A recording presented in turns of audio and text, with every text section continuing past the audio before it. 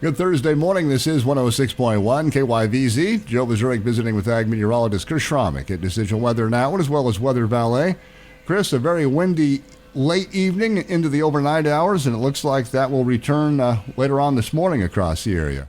Yeah, Joe, we were expecting some winds to drastically shift there late yesterday evening into the early morning hours, and they sure did that. That front came in here with some horrendously treacherous winds, particularly out there along that Kansas-Colorado border, where we saw 80-mile-an-hour wind reports being reported there at Goodland. We had a 79 in St. Francis and an 81 out there in western Logan County. So elsewhere, we saw anywhere from 55 to 65, maybe some 70-mile-an-hour winds as that front moved through between 11 p.m. and 1 a.m. last night.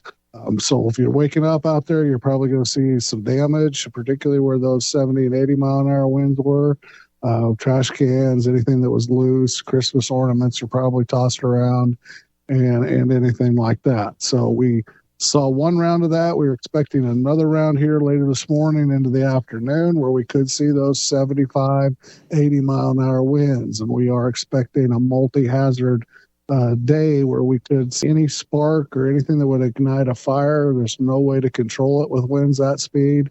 Also with the dry conditions with no rain here in December, we're going to have brownout conditions and visibility is less than a quarter mile during that period of time that those winds pick up. Stay indoors. If you're out there on the highways and you do get caught in one of those brownouts, you need to pull over, turn your lights off, and do not step on your brake lights. Take the safety precautions to just get out of the way in that brownout situation. We've seen this many times here over the last couple of years where these winds get to that 70 miles an hour. And with the dry conditions, that's when we really see the dust going. To start off the morning, however, winds have died down a little bit. We've got a 15-mile-an-hour west wind in McCook. We got a 15 northwesterly wind in Oberlin. Got 24 in Oakley, 29 still out there in Goodland, 34 in Burlington. And temperature-wise, we're sitting right in the middle 30s, anywhere from 35 to 36 being reported on all of our monitors. That's behind a cold front, so these northwest winds, we won't see a lot of warm-up today. At most, maybe 45 degrees for highs, maybe some 48s. But it will be more seasonal, but definitely windy. Winds will diminish this evening, clear overnight. Lows will drop into the lower 20s, and then we rebound tomorrow. We got a southwesterly wind that'll go 15 to 25 miles an hour.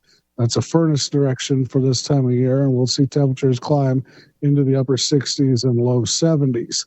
If we get to the lower 70s, that could break record temperatures for this time of year in many of our monitors. They run anywhere from 66 degrees in Burlington all the way to 74 degrees in some of our monitors. I think 72 up there in McCook. So we will be close to record readings tomorrow. A cool front will go through tomorrow night, Saturday morning, bring us back down into the lower to mid 50s for the weekend, overnight lows in the middle 20s.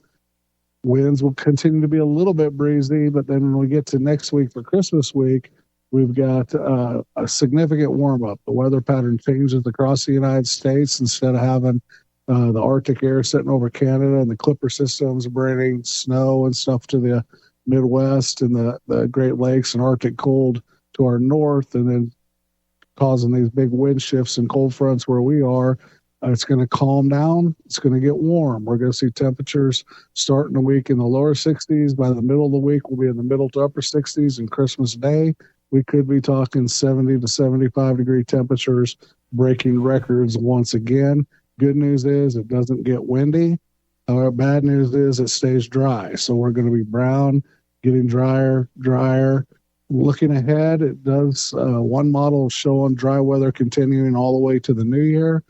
The American model, the GFS, is still hanging on a storm system the 28th, 29th, and 30th.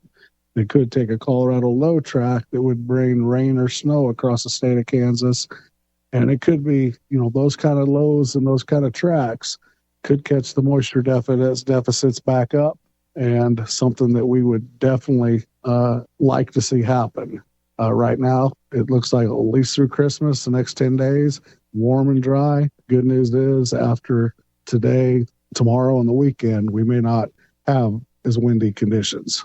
Okay, once again, that's Ag meteorologist Chris Schromick at Decision Weather Now, as well as Weather Valet for 106.1 KYVZ. I'm Joe Vazurek.